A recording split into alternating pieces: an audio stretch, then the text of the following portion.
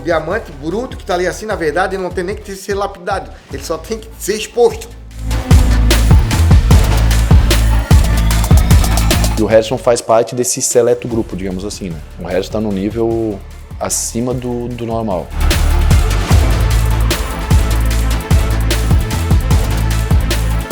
E aí virou a chave para mim, que ele seria o aluno que eu pedi a Deus, cara.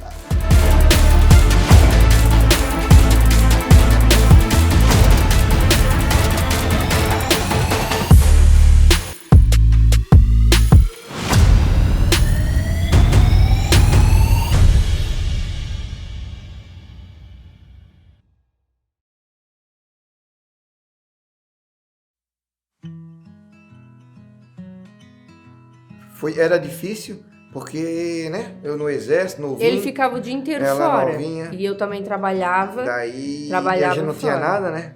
E os pais da gente também. E quando a gente casou, a gente não tinha nem cama, muito. A gente dormia no chão. A primeira coisa que a gente fez foi comprar uma cama. Minha mãe sempre foi também batalhadeira, ela era empregada doméstica na época. Sempre fazia a correria dela, andava de bicicleta para um lado e para o outro, né? Na época que não tinha condição nenhuma, né? Na verdade, a gente diz que é difícil agora, né? Mas naquela época que nós estávamos vivendo aquele momento ali, a gente não via dificuldade. A gente via objetivo, não tem? A gente nunca viu dificuldade, nunca viu um trabalho. A gente via de objetivo e sonho.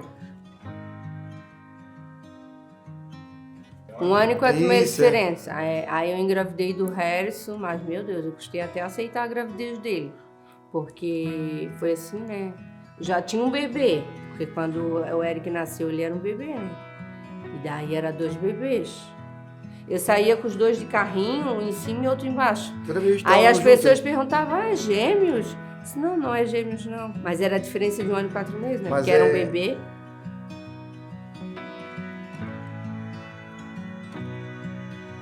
Foi muito bom ter um irmão para crescer com um lado, um amigo, assim, né? A gente tem uma grande história junto. A gente tem pouca diferença de idade, né? E deu pra gente fazer praticamente tudo junto. A gente não parava em casa, né? A gente tava toda a vida na rua arrancando a tampa do dedão, jogando uma bola, brincando, correndo atrás de pipa. Acho que eu tive uma infância raiz, né? Nunca fui um menino rico, né? Nunca tive os melhores brinquedos ou as melhores coisas, mas a gente tinha bastante amizade ali naquela época de todo mundo ia pra rua brincar, jogava bola, né? Corria atrás de pipa. Aí soltando pipa, jogando bola, toda a vida, nunca parava em casa, né? Só nessas brincadeiras. Porque eu acho que da idade deles, eu fiz pipa pra eles, ensinei a fazer pipa. Brincaram muito pipa. Ensinei a fazer aqueles carrinhos de leite ninho, estralador, tudo bolinha de vidro, Eles funda, tiveram infância. tudo tiveram que eu fiz, não tem, eu participei, que eu brincava, né? Eu passei pra eles também. Meu pai nunca teve muito tempo assim pra ele, né? Sempre mais pra nós, fazer pra nós. A vida corrida de batalhador, assim, né? De trabalhador, sempre trabalhou no pesado. Meu pai sempre se esforçou ao máximo. Nunca deixou faltar nada pra nós.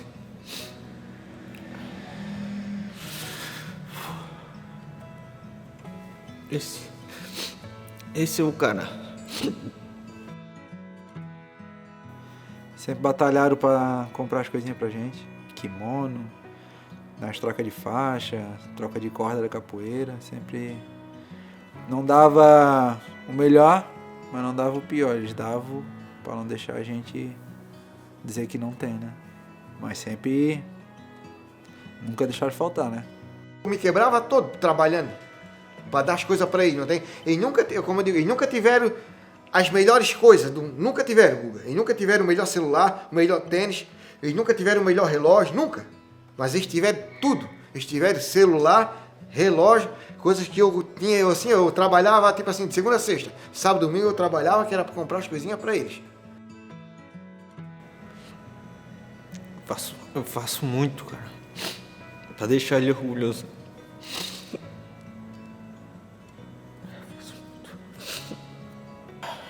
Eu quero um dia poder fazer metade do que ele fez pra mim. Ele e minha mãe, não tem... É muito difícil falar. Porque eles vieram do nada. Minha mãe ficou grávida de mim. E eles não tinham onde ficar. Não tinham condições nenhuma. Não tinham formação. Não tinha escola. A gente, vamos comprar o terreno, vamos construir a casa. E assim foi. Assim foi, não tem? E a casa que a gente construiu, me lembro tão bem que a gente vinha final do dia, depois do trabalho. Eu vim ajudar ele a amarrar os ferros da casa, tá? Eu e ele que fizemos todos os ferros dessa casa aqui. Aí depois os rapazes vieram ajudar eu também. Até eles eram pequenininhos, a mãe dizia, já estão ajudando o Sanderley. Que daí eu jogava tijolo, um pegava e o outro carregava. Ele sempre foi muito educado. Toda a vida estava com a gente, né? A minha mãe, ela foi muito presente sempre. Minha mãe, meu pai. Meu pai menos, assim. Sanderley trabalhava de domingo a domingo. Então eu que levava, né? Perto assim eu que levava. Aí nos campeonatos, as coisas, as trocas de corda, era tudo eu que levava. Ele quase não participou nessa parte assim, né? Porque ele trabalhava muito. Por estar sempre mais trabalhando do que ela, né? Trabalhava mais, minha mãe trabalhava muito também. E fui um pouco criado pela minha avó também. Minha avó sempre esteve presente por eu nascer, por eu me crescer na casa dela, né? Pois meus pais não tinham casa. Então minha avó me ajudou a me criar também, né? Hoje ela tem 91 anos. Meu avô morreu faz uns 4 anos, faleceu. Também foi uma grande perda para mim, porque ele também me ajudou a me criar. Eu senti muito essa perda. Hoje ele está num lugar melhor. Minha avózinha hoje ainda é viva, eu gosto muito dela, ela é minha madrinha também, né? Tá bem lúcida ainda, amo ela também. E eles foram muito bem criados assim, tá entendendo? Porque eu criei também é rígido, né? Já desde novinho, antes de sair, eu dizia, sempre fui bravo com eles, né? A gente sempre respeitou bem o pai, né? Qualquer coisa que a gente fizesse errado era, vou falar pro teu pai. Já mudava a conversa. Então, a respeito disso, sempre teve bastante respeito da parte do pai, né? Quem batia era a mãe, porque quando o pai batia, a conversa era diferente. Às vezes eu fico sozinho pensando, eu fico até com raiva de mim, tá ligado? De tão bravo que eu era pra eles, mas bravo entre aspas, né? Pra deixar eles duros assim pro mundo, tá ligado? Bravo entre aspas, não tem? Mas eles eram a minha vida, né? Quando eles queriam pedir alguma coisa, sabe pra quem eles pediu? Primeiro pra mim. Pra mim, pedi pra ele. Cara, o Alemão sempre foi exigente, né, com eles, né? Sempre quis o melhor deles, mas sempre exigiu muito deles.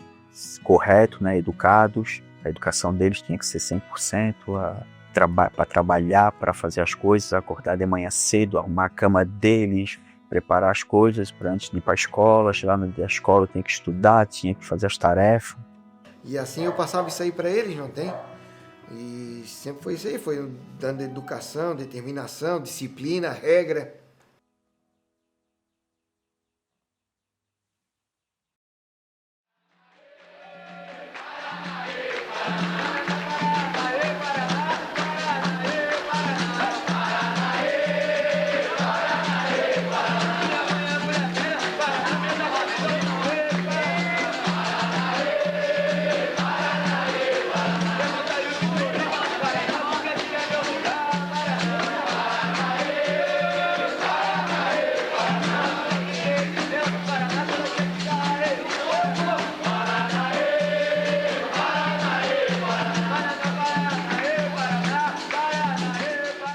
Meu pai sempre gostou de arte marcial, né?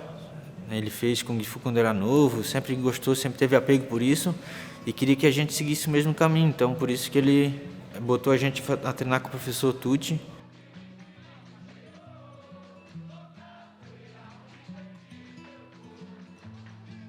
O pai era brigador de rua, né? Daí eu acho que ele sempre teve essa vontade de ver filme de luta, sempre teve essa vontade de mostrar pra gente, né? O Harrison chegou na capoeira ali no início, basicamente, do século XXI, nos anos 2000, 2001, por aí. Eu não sei precisar bem a data, mas eu penso que foi por aí. Ele era pequenininho e ele não chegou sozinho, a família sempre muito presente. Eu iniciei primeiro porque eu era mais velho, tinha 5 anos, o Eric era 4 anos por aí. Então ele esperou um pouco mais para começar, eu comecei primeiro. Mas a gente começou, na época era no 17 de maio, ali no centro de Iguaçu.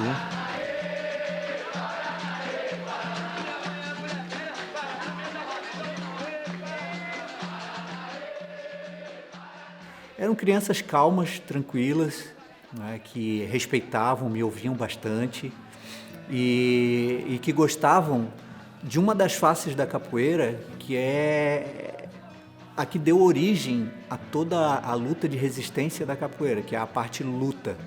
Uma vez ele levou uma luva de boxe pra capoeira e a gente, botou uma luva ali, cara, que ia se bater, e meu irmão, os outros guri e tal. Até que um dia ele prestou pra nós levar pra casa, até que... E como é que foi em casa? Em casa o pau pegou. Botou a luva ali e era 5 minutos sem perder a amizade. E eles davam um soco no outro, né, cara? Mesmo não sendo de capoeira, mas era um tipo de treino para saber, para aprender a esquivar desses golpes e tal. Então a gente usava ali as caneleiras, as luvas, e eles desciam amarretados um no outro, né? E pegavam em cheio, mas eles ficavam felizes. Eles saíam rindo, se abraçavam. Quando eu mandava parar, eles paravam. Então eles se davam muito bem e dava para ver ali que eles tinham esse instinto de lutadores, né? Que depois veio a se aflorar quando eles entraram para esse mundo do jiu-jitsu. Eu sempre gostei de luta, né? Sempre gostei de praticar esporte, luta. Aí dali fui onde tinha uma brecha e quando eu tinha condições de pagar eu ia botando eles. Até que aconteceu esses projetos aí da prefeitura. No começo eu pagava o tudo. Aí mais tarde, depois de uns 3, 4 anos ou mais ainda, sempre fui pagando. Aí apareceu muito projeto de prefeitura, né? Naqueles anos ali, 96, 97, a gente começou a fazer um trabalho nas escolas com uma mensalidade mais acessível, mas ainda assim era uma mensalidade. E isso despertou interesse na prefeitura, mais precisamente na Secretaria de Educação na época. E aí deu certo, eles me contrataram também o meu irmão, China, e a gente começou um trabalho com as escolas da rede municipal. Aí para nós, foi uma maravilha, né? Aí, tudo que eu queria. Natação, eles faziam capoeira, aí faziam judô e começaram devagarzinho no jiu-jitsu. Eu fui chamado para dar aulas de judô em Biguaçu, no município na qual eu vivia, né? E a partir disso, eu entrei num projeto gratuito para crianças e adultos. Isso aí foi muito legal na minha vida, foi difícil, porque a gente não tinha muito apoio, né? Mas conforme foi passando, com bastante trabalho, a gente foi ganhando respaldo, credibilidade e as coisas começaram a fluir. Eu cheguei a fazer karatê pelo CAN, eu fiz escolinha de futebol ali no BAC, pelo Vasquinho, eu fiz natação na Marlinha Azul, eu fiz capoeira no 17, depois passou pro CAN capoeira também, jiu-jitsu na Asmub e o jiu-jitsu no Patrick também. E tinha pessoas que falavam que mas vocês estão sobrecarregando. Alguns achavam porque que eles faziam muita muito coisa. Esporte, não tem? Mas hoje, olha o caminho que eles tomaram. Se eles não tivessem feito ou participado das coisas, de repente eles nem tinham tomado o caminho Mas bom. pelo menos eles estavam intertidos numa coisa boa, tá entendendo? E eles não deixaram de ser criança. E saúde também. A ideia desses projetos é oportunizar a prática para ocupar também o tempo extra classe escolar, né? Ou seja, o aluno que estuda de manhã ele vai treinar alguma modalidade no outro período, no período da tarde. O esporte é transformador. A prefeitura me ajudou a transformar pessoas que até hoje me mandam recados. Professor, sensei, né? Me chamam de sensei, que é a profissão em japonês. Ei, tudo que tu me ensinou, tudo que eu passei lá no CAN, no Centro de Artes Marciais, no judô, no jiu-jitsu, transformou a minha vida. Hoje essas crianças, até carentes, se tornaram advogados, se tornaram professores, vereadores, sabe? Hoje essas pessoas, as crianças tornaram pessoas boas. Fui com o Patrick. Na verdade, o meu primeiro professor que eu comecei a treinar mesmo foi o Patrick. Foi em cima da casa da minha avó. Tinha um tatame batido de raspas de pneu com uma lona de caminhão, assim, aquelas escrita mesmo, tinha bem simples, não era nada demais, mas era um tatame lá para fazer o que eles queriam. E eu comecei lá no jiu-jitsu. E um dia nós estávamos dentro do carro conversando e nós optamos assim, Silvestre, o que tu acha de nós botar uma academia em Biguaçu aqui? Vamos botar uma academia lá em casa, de repente converso com a minha mãe, ela libera o espaço lá da sala, porque a casa não é tão grande, mas dá de nós fazer um tatamezinho lá, dá de nós conseguir alguns alunos, né? O Harrison começou a treinar com nós aqui, mas com muita determinação, né? Muito determinado, queria aprender mesmo, muito focado. Chegava aqui, sentava no cantinho dele ali, ficava prestando atenção ali nas posições, estudava. Não é à toa que ele chegou no que ele chegou, né? A gente adorava, né, cara? Porque tava no meio da família, né? E a gente, como eu disse pra ti, a gente gostava muito da luta, né, da arte. Pô, eu me sentia o máximo, né? Na verdade, pra mim, eram meus 2 heróizinhos, meus 2 meninos, né? Algumas vezes eu ia lá dar uma aula, ajudar eles. E comecei a notar os dois. Os dois eram bem quietos, né? Bem introvertidos, bem tímidos. Mas, na hora de lutar, eles eram ferozes já. E eu falei, alemão, seguinte, cara, os teus filhos são muito bons, cara. Eu gostei deles. O que tu acha de eles começarem a treinar judô comigo, lá na SMUB? E ele falou, tu tem certeza? Claro, pô, o projeto é gratuito, bancado pela prefeitura, e a gente está crescendo. E eu acho que seria muito bom para eles. E assim eles começaram no projeto comigo, até de uma forma introvertida, mas foram crescendo. Daí o que aconteceu? Eles começaram a se destacar em tudo. Eles começaram a se destacar na capoeira, que ele tem até música. Da macaca, da ponteira e rasteira. O meu sonho é ser jogador de capoeira. Da macaca, da ponteira e rasteira. Meu sonho é ser jogador de capoeira.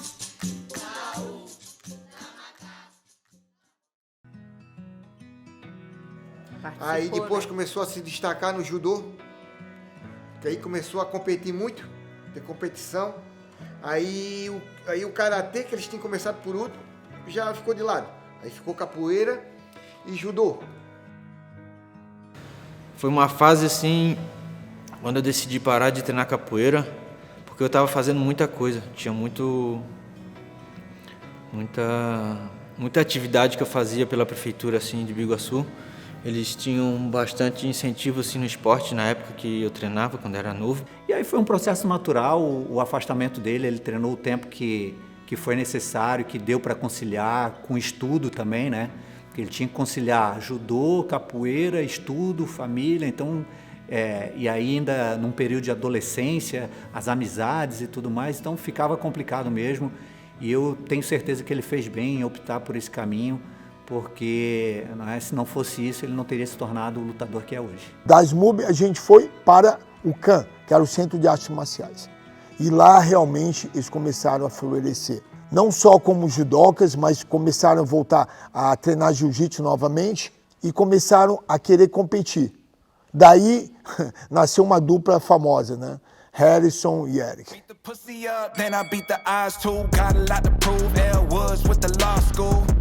I am not a wave, I'm a monsoon, send her on a wave, after she like some hot soup. She break a bank just to get the right picture and it looks great. Ooh, I love the shape, I swear to God it's hard to look away. Prove to me you got it, girl, I gotta see how that pudding tastes. Got me in the comments saying shit I probably shouldn't say.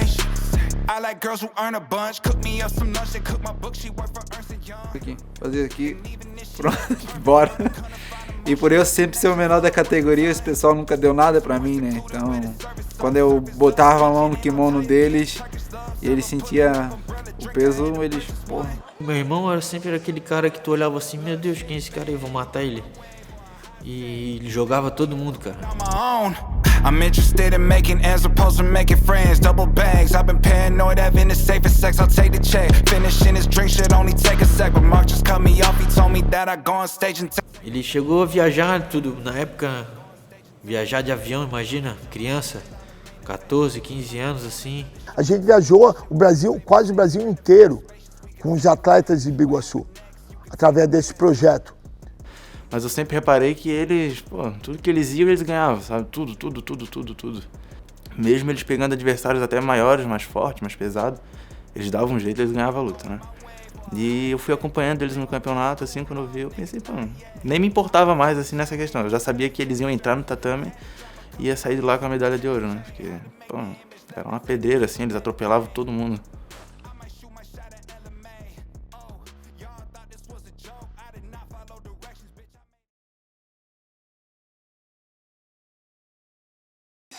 São tudo medalhinhas praticamente do nosso começo, né?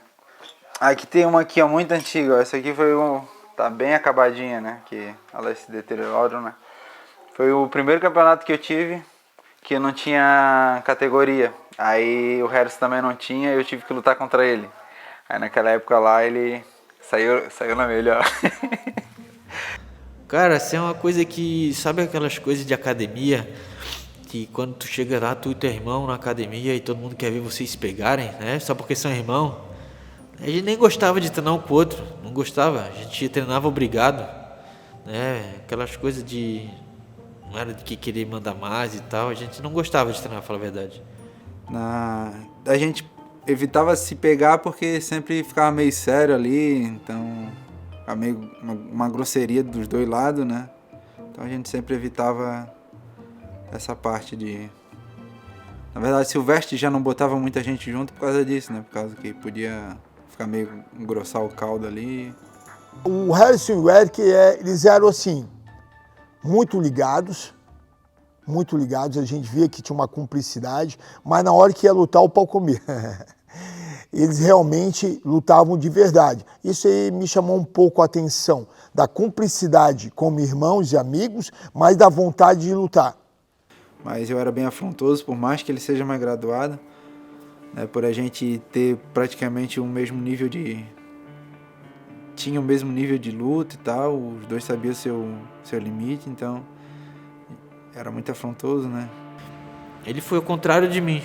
O que ele foi no judô, eu fui no jiu-jitsu, sabe? Eu me destacava muito mais no jiu-jitsu do que no judô. No judô, eu me considerava bem mais superior do que ele, né? No jiu-jitsu, como não gostava tanto, né? Ele já se sobressaía mais, mas no judô eu me considerava muito melhor do que ele, né?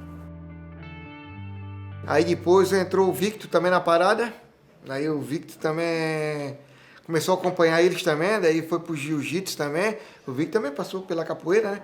Aí foi pro jiu-jitsu também e o Victor, daí eram os três, daí não dava mais de moto, era de carro, que aí voltava os três e voltavam os três, e os três e voltavam os três, não tem? Ele é um irmão mais novo, eu tenho ele mais como um filho assim também, sabe? Eu ajudo o que eu posso ele, eu gosto de aconselhar.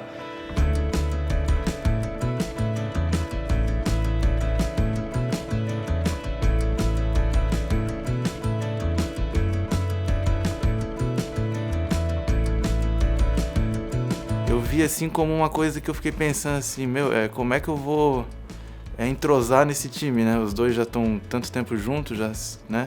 Eu cheguei depois, mas assim, eles abriram os braços muito pra mim, assim, né? Foi fácil, assim, eu entrar naquele time deles ali, os dois ali me consideraram igual, assim, a sensação, né? De que eu sempre fui muito bem recebido por eles. Começou a carregar ele pro que nós fazia, né? Aí onde os dois iam, o terceiro ia junto. O que eu puder fazer, eu faço, sabe? Aquela coisa.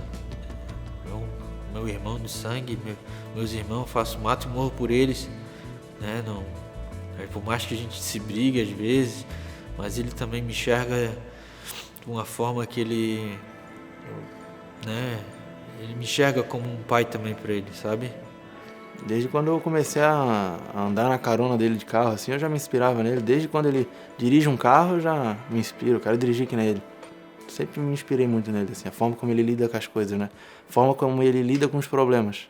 O jiu-jitsu, o judô, foi tudo assim, uma maravilha na vida dele. Foi o que transformou eles no que são, né?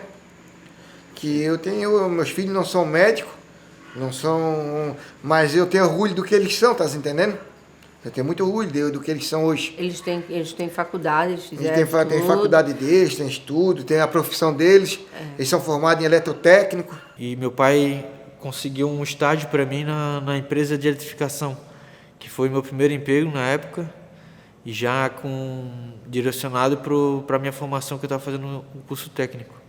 Então, daí de manhã eu ia para o estágio, da tarde eu ia para a escola técnica e continuava na mesma rotina de judô, depois jiu-jitsu. E seguiu isso por mais uns 2 anos, assim. Então, até que eu me formei na escola técnica e o estágio acabou e eles me contrataram nessa empresa pela formação que eu estava tendo.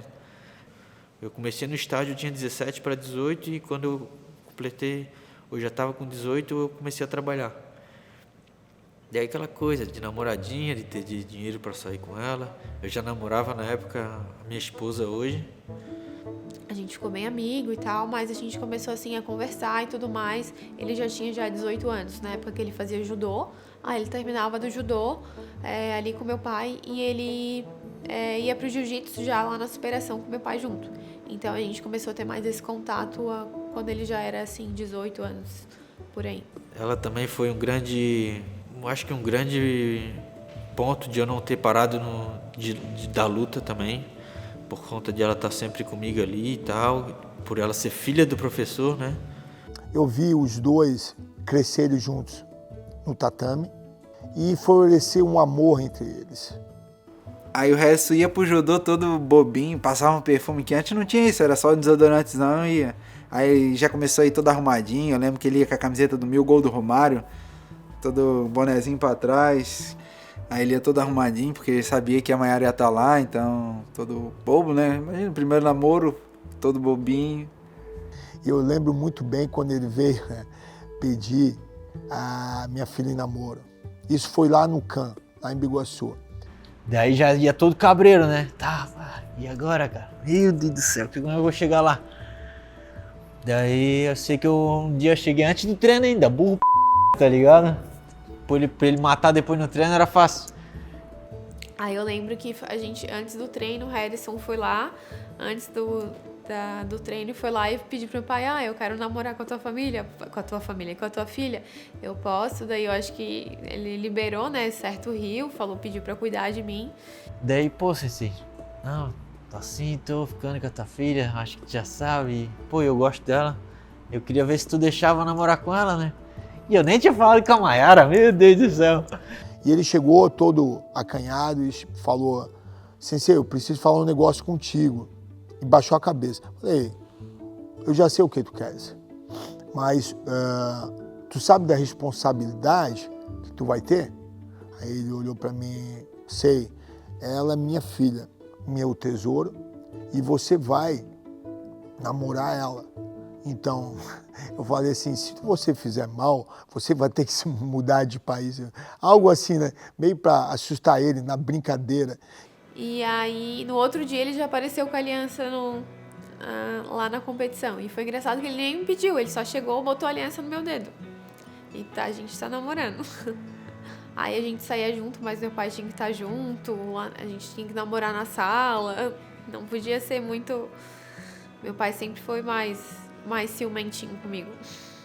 Então eu tinha aquela coisa, eu fui militar por muitos anos, então eu tinha aquela coisa de militar, eu aprendi no judô, lá no old school, a gente traz isso para nós. E ver os dois crescendo juntos no tatame e depois fora dele, também foi algo muito bacana para mim. Isso aí meio que juntou o útil ao agradável, né? Imagina, quem não quer que a sua filha namore, case com o seu melhor aluno? Quem não quer isso? Entendeu? Então, para mim, realmente foi muito bacana. Foi assim, eu sempre agradeço a Deus e peço que eles continuem vivendo firmes e felizes pelo resto da vida. Eu nunca tinha namorado assim alguém antes dela, então foi tipo meu primeiro amor e acho que vai ser o último. Mulher da minha vida.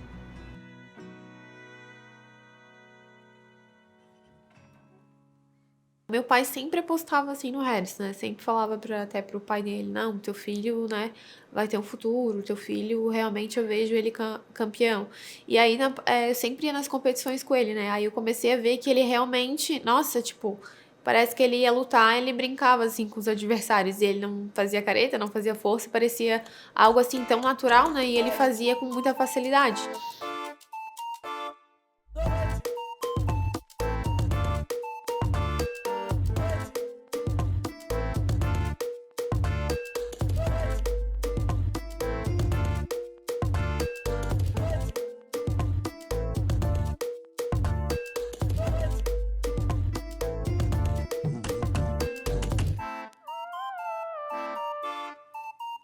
E aí ele começou a fazer isso na faixa branca, né?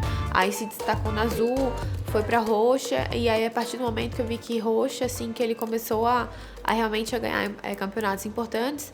E um dia treinando, a gente treinava muito. E um dia nós treinando pesado, eu amassando ele, aquela coisa toda, daqui a pouco ele tirou do nada, me finalizou.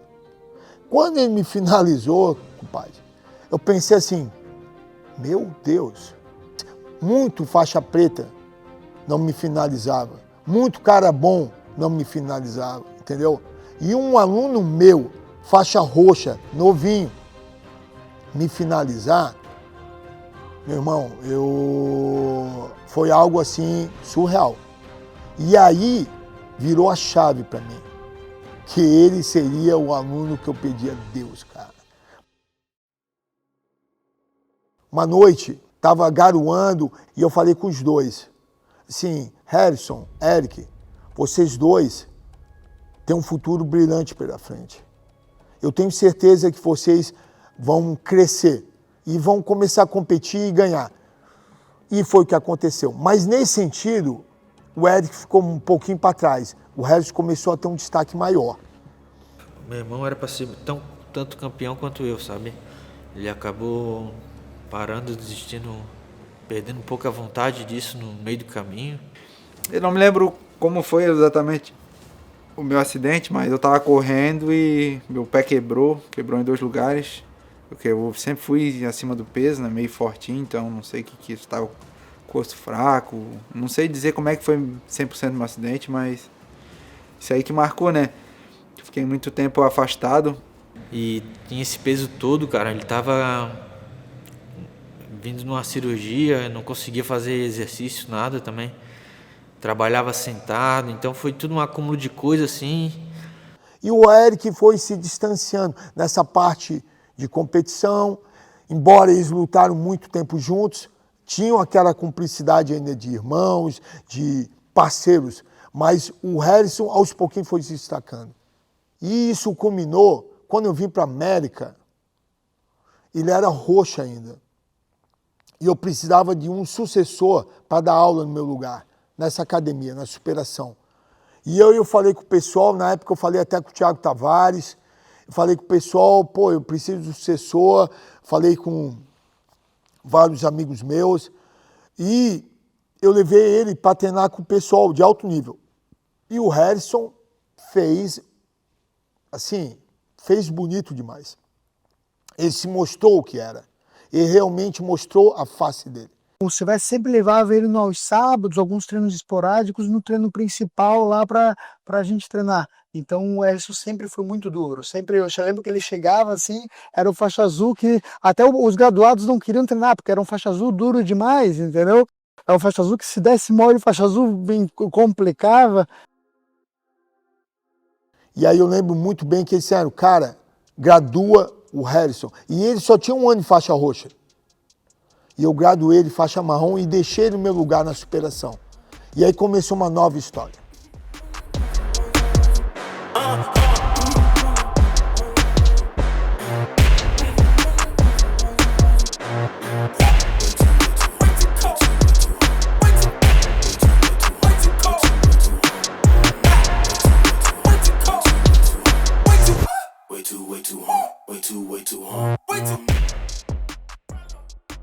E eu comecei a dar aula, eu dava 3 vezes por semana e eu trabalhava todos os dias e à noite, quando eu não ia dar aula, eu queria competir em um campeonato importante, meus alunos assim não tinham muito treino para mim ali, né, era uma galera mais, treinava por hobby, galera mais velha assim, não que não tinha um pessoal assim que dava o treino, mas não de nível competitivo, né, de competição. Então daí eu ia terças e quintas ali treinar com o Bortoluzzi. Ele dava aula, o Silvestre foi embora, ele ficou dando aula no Espaço Silvestre. E aí com a pandemia, o espaço que o Silvestre dava aula, que era na superação, fechou. E o Harrison veio treinar comigo, daí em tempo integral. E foi onde eu queria mais a parada, né? Na faixa roxa ali pra marrom, que eu comecei a querer lutar as coisas maior, que começar a ganhar uns títulos maior, querer disputar um mundial, mas nunca desapegando do meu trabalho em tipo, vou querer lutar lá, mas eu tenho que continuar pagando isso, porque não tô ganhando de lugar nenhum, né? Eu tenho que pagar essa minha viagem, né? Então, aí eu consegui com algumas empresas doações, aí fizemos um carreteiro, eu botei a mão na massa, vendemos bilhetes, e aí ele foi, a primeira vez, né? Eu consegui uns alimentos ali, aqui, uma cozinheira aqui no restaurante lá, ela cozinhou para nós. E fizemos um evento lá, arrecadamos uma grana e foi isso que pagou minha passagem. Daí eu tinha meu salário lá que eu juntei, que não tinha um patrocínio de dinheiro, era nós, minha família ali me ajudou, o dinheiro que eu tinha de férias, comprei uns dólares e fui lá na cara, na coragem. Eu tinha poucas condições, mas as poucas condições eu ofereci a ele. Ele fez vários trabalhos no Brasil, fizeram rifa, conseguiu apoio. Era sonho, eu assistia no YouTube assim as lutas do mundiais assim, os caras sendo campeões, consagrando, e eu falei, cara, eu quero isso pra mim, eu quero estar lá, quero viver isso. Eu pensava isso, cara, eu queria muito. E quando acontece assim, tu nem acredita, sabe? É surreal. E ele veio para realizar um sonho que não era só dele, era meu. Ver um aluno meu num pódio mundial, adulto. E foi o que aconteceu.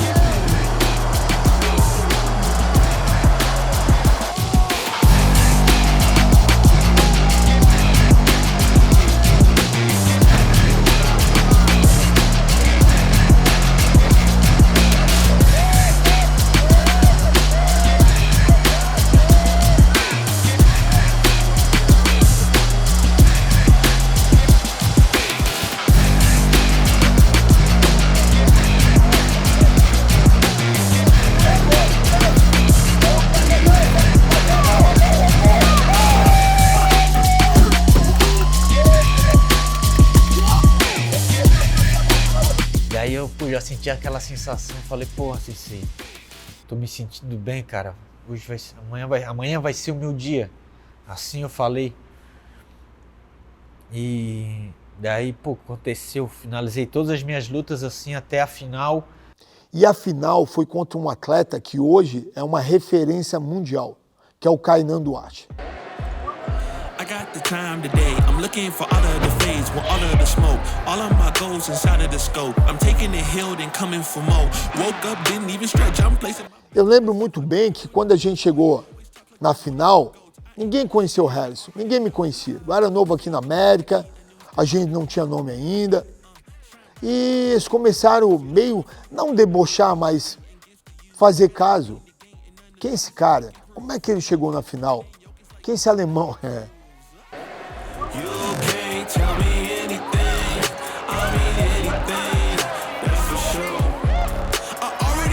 Pra onde ele ia assim, ninguém me conhecia, né, cara? Quem que é esse bicho aí? Cheguei na final do Mundial, ele todo desconfiado, porque já vim ganhando dos caras que chegaram nas finais em todos os outros grandes campeonatos que eu nem conseguia ter acesso, tipo, muita grana, muito investimento, muito tempo que eu tinha que trabalhar todos os dias, então não era, eu tinha que programar para ir em um campeonato assim grande.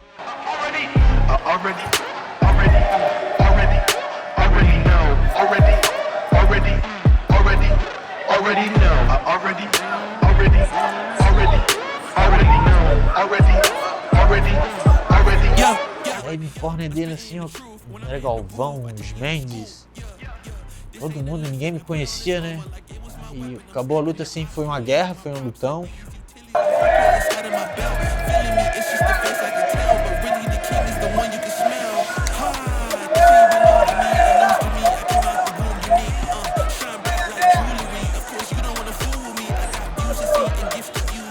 E eu perdi por 2-0, assim, uma vitória, tá? Perdeu para ele, mas ficou em segundo lugar. Algo maravilhoso. Um segundo lugar no Mundial, coisa que nenhum atleta de Biguaçu tinha conseguido. Então, após esse vice-campeonato mundial, o sonho de ser atleta no Harrison entrou no coração dele e também no meu. Quando a gente viu ele estava aqui de novo para lutar mais uma vez o Mundial como faixa marrom.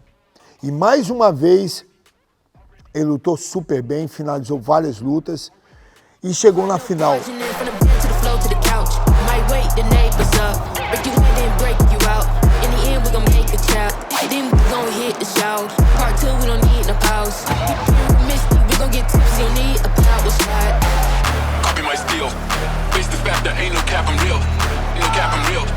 Plastic bars from a copy my steel. Copy my steel. Face the fact that ain't no cap, I'm real. Ain't no cap, I'm real. Plastic bars from a copy my steel. Got my heart no. Eu cheguei no Mundial lá e já foi coisas novas assim, sabe? Mas eu já tinha vivido um pouco do ano passado, então. Mas a sensação, a vontade de vencer, aquela chama ainda tinha dentro de mim, né? De, pô, tô aqui de novo. Né, esse ano vai ser meu ano, pensando assim. E eu cheguei na final do Mundial novamente. Né, lutei com um rapaz aqui do Rio Grande do Sul também. Depois disso a gente já se enfrentou várias vezes. Só que na final lá ele ganhou de mim por 2-0 também.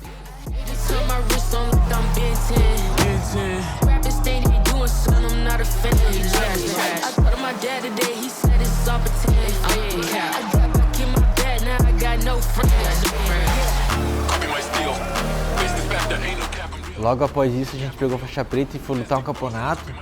E ele também estava de faixa preta. E é a primeira vez que a gente ia lutar depois disso, né? E eu finalizei ele, cara. Primeira vez que a gente lutou assim pós-mundial. Então eu recuperei ali meu título pra minha cabeça. Foi muito legal assim, porque a gente quer isso, né, cara? Querendo ou não, foi o cara que foi campeão mundial no ano que eu lutei. Então a gente se enfrentou logo após ali quando pegou a faixa preta. E eu ganhar dele finalizando ainda. Isso foi bem legal, assim, sabe? Depois disso, aqui mesmo, eu graduei ele a faixa preta, que é um dos dias também mais emocionantes da minha vida como professor.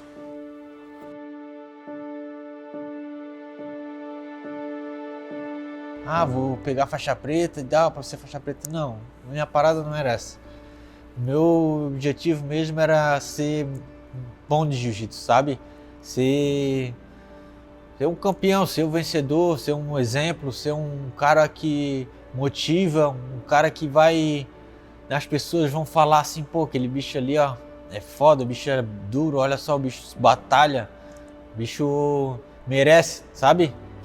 Porque formar um aluno faixa preta já é uma alegria emocionante, é algo assim, realizador para um professor, para um sensei.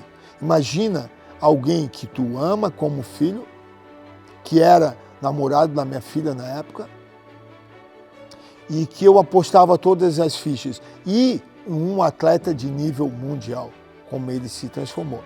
E a faixa preta é consequência, é o que eu falo. Ter uma faixa preta é diferente de ser faixa preta, sabe? Faixa preta tu pode ir ali numa loja ali comprar, botar na cintura, bater uma foto, não, tu não merece, sabe? Tu ser é diferente de ter, sabe?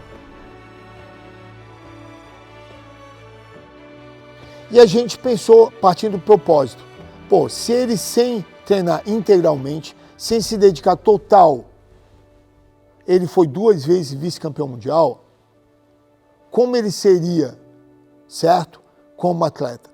O Harrison sempre trabalhou, né? Ele treinava 3 vezes na semana, porque era segunda, quarta e sexta os treinos lá na Superação. 1 hora, 1h30. E às vezes faltava e nem sempre ia, e ele sempre se destacou assim nas competições. Então eu pensava, nossa, imagina se o Harrison tivesse um apoio, né, realmente um treinador personal, né, um nutricionista, um fisioterapeuta, um psicólogo, tudo assim de bom e de melhor. Eu acho que ele estaria num lugar muito mais alto que ele está hoje com o que ele tem, né. Eu falava muito pra ele, porque uma coisa que a gente não percebe, cara, muitas vezes a gente deixa de fazer ou tenta de correr atrás de um sonho com medo daquele sonho não dar certo e a gente perder o que a gente fez no passado, né? Então ele tinha uma profissão estável, um bom salário, só que, cara, se ele não tivesse caído de cabeça e virado atleta, ele ia ficar com um fantasma na cabeça dele, pô, e se eu tivesse virado atleta, será que eu teria sido campeão mundial? E se eu tivesse virado atleta, será que a minha carreira no jiu-jitsu tinha chegado no patamar que está hoje? Sabia que é difícil, eu não saberia como ajudar ele de uma forma assim total financeira, que também na época ainda não estava estabilizado aqui. E como a minha filha ia reagir, como a família ia reagir, como todos iam reagir. E construir uma família que às vezes me preocupa, né? A questão realmente financeira.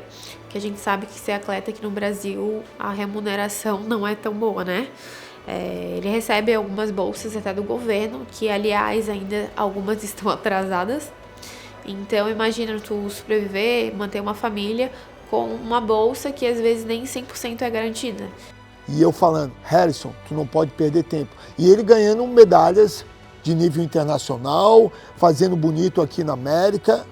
Minha vida eu dediquei sempre à luta, sempre, desde criança, então eu tinha que me dar esse privilégio de tentar, né? E conversei com meus pais, eles não aprovaram a ideia. Na verdade foi assustador, né, cara? Porque é um serviço bom. Até hoje ele fala. Até hoje eu ainda fico assim, não tem? Ele, querendo ou não, ele trabalhava no pesado, assim, né? Ninguém sabe, mas ele cavava poste, levava poste, trabalhava no pesado, madrugava, às vezes não comia direito, né? Não fazia musculação direito, como eu falava, treinava 3 vezes na semana, chegava lá e era campeão. Aí eu falava assim, meu Deus, como é que ele consegue fazer isso? Como eu te falei, todo mundo se matava, pesava a dieta certinho, ela comia lanche, comia isso, comia aquilo e era campeão. Então eu digo que o Harrison, assim, é fora da curva, tem um talento, eu acho que ele nasceu pra ser atleta, assim, de jiu-jitsu, sabe? E o olho dele brilha, assim, lutando, fazendo o que ele ama, assim. Então eu apoio ele 100% no que ele faz. Então, cara, eu falei pra ele, é aquilo que a gente falou da mudança, né? Toda mudança tem as suas vantagens, digamos assim, né? Toda mudança traz uma coisa boa. E eu incomodei ele demais para ele virar atleta, 100% atleta, focado no atleta. E a gente fez um trabalho com ele a longo prazo, né? A gente ficou 1 ano quase com ele depois que ele virou atleta. No outro ano, os resultados dele foram muito melhores, a gente conversou sobre isso. E assim começou uma saga de incríveis lutas, uma saga onde ele começou a ganhar vários campeonatos, a se transformar no atleta de high level, de nível mundial, realmente na faixa preta.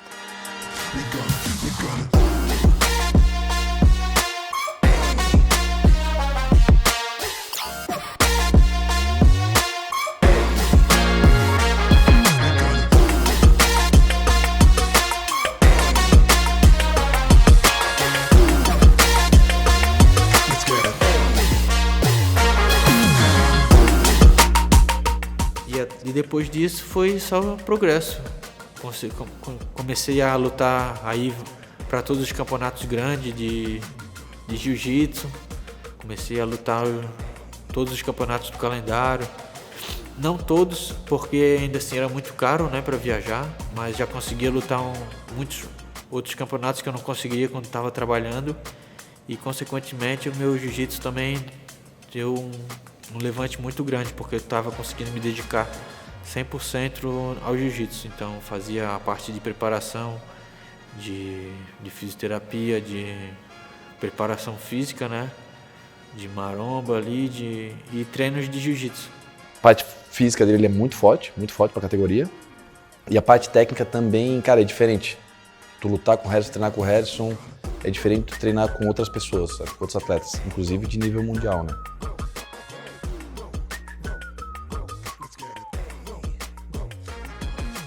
E treinar com o Harrison hoje em dia pra gente, cara, é motivo de alegria e privilégio, né? Porque não é em toda a equipe que a gente tem medalhista europeu, não é toda a equipe que a gente tem medalhista mundial.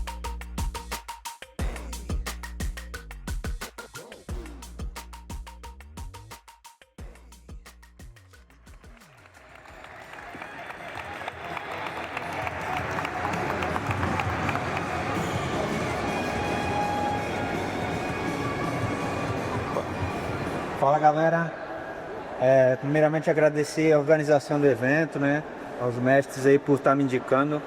Isso não é feito de um ano para o outro, isso é uma longa jornada, né? Já venho batalhando há muitos anos aí para ser reconhecido no cenário. Graças a Deus eu estou vindo de bons resultados aí. Hoje eu sou número 1 do Brasil, número 4 do mundo. Tive uma temporada aí de campeonatos fortes, um atrás do outro. Acabando tendo que dar uma parada agora por motivo de saúde, para voltar pro ano que vem conseguir melhores resultados do que esse ano passou, hein? É isso, valeu, galera.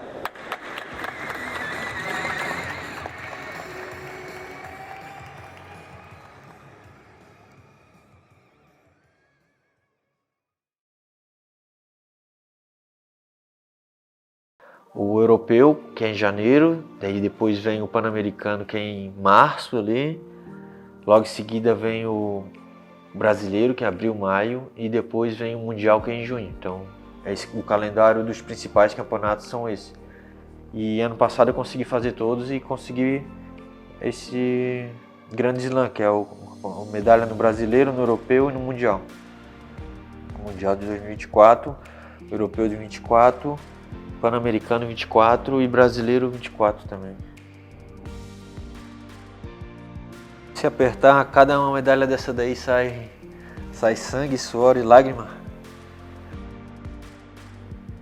E eu tenho certeza que as pessoas, quando lembrarem do Harrison, no futuro, lembrarão daquele projetinho lá da onde ele saiu. E saberão que aquele projeto, que era pequenininho, se tornou grande, ele tem que ser mantido.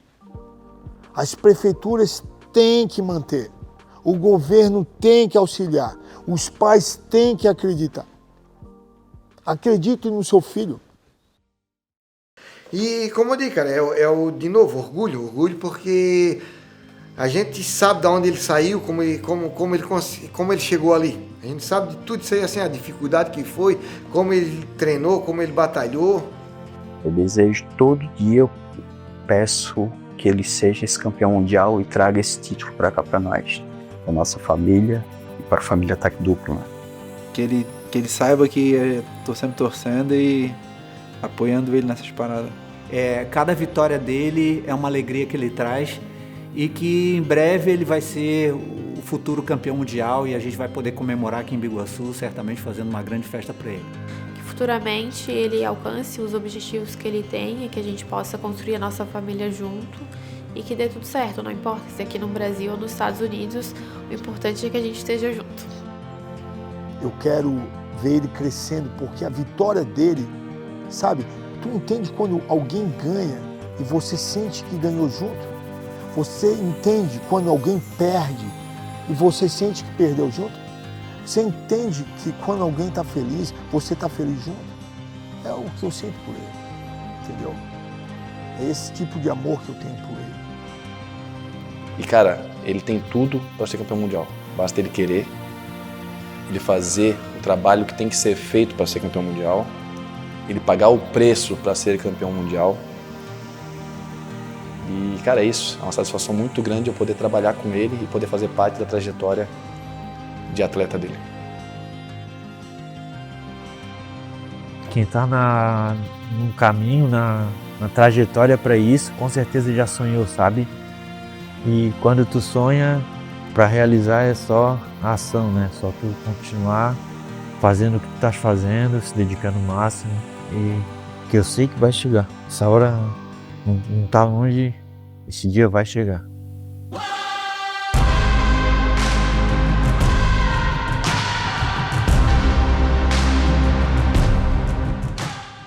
Eu quero ser um bom pai, né? Eu quero ser um bom marido, quero ser um bom irmão, bom amigo, quero ser uma pessoa do bem, uma pessoa boa, sabe?